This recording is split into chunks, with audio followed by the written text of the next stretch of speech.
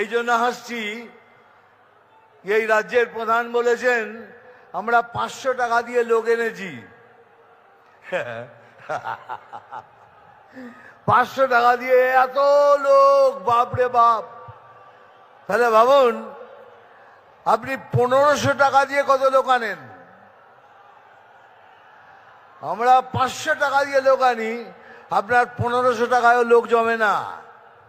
এই জন্য এই ভাতা ওই শ্রী এইসব দিয়ে লোককে টুপি পরিয়ে এখানে নিয়ে আসেন। এই জন্য আসছি। আরো আসছি আরেকটা কারণে। উনি বলেছেন কি আমাদের গলায় দড়ি দিয়ে মরতে।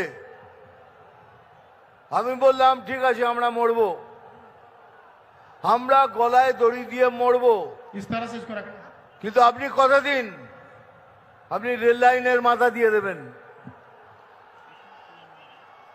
আপনারা সবাই রেল লাইনে মাথা দেবেন, আমরা গলায় দড়ি লাগিয়ে ঝুলে পড়ব। এই জন্য আসছিলাম।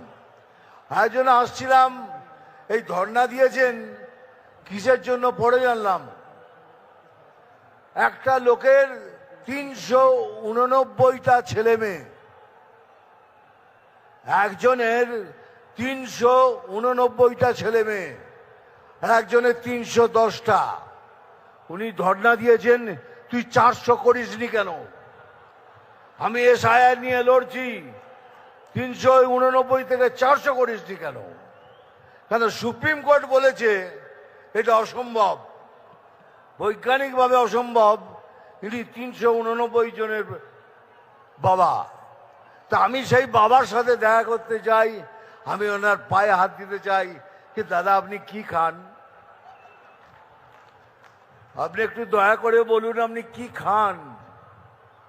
একজনের 310টা ছেলে মেয়ে, আমি তার পায়ে হাত দিয়ে বলতে যাই দাদা আপনি কি খান।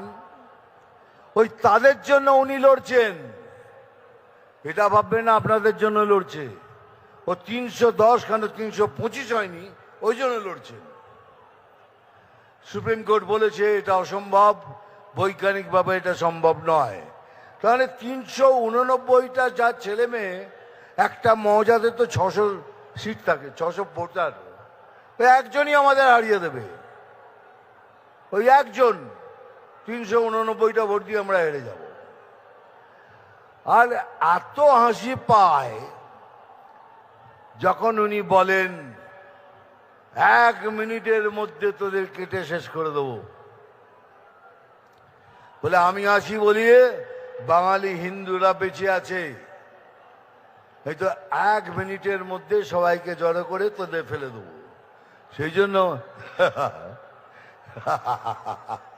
খুব বাজি পাচ্ছে আমার।